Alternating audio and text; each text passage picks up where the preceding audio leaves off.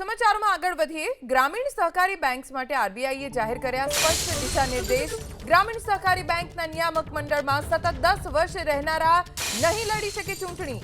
10 વર્ષ સુધી નિયામક મંડળમાં સામેલ રહેનારા માટે 3 વર્ષ રહેશે કુલિંગ પીરિયડ 3 વર્ષના કુલિંગ પીરિયડ બાદ લડી શકાશે ચૂંટણી 10 વર્ષ સુધી ડિરેક્ટર રહેલા સભ્ય જે તે સંસ્થા સાથે માત્ર ગ્રાહક તરીકે જ રહી શકશે જે તે ડિરેક્ટર પાત્રતા હોય તો અન્ય બેંકમાં ડિરેક્ટર તરીકે રહી શકશે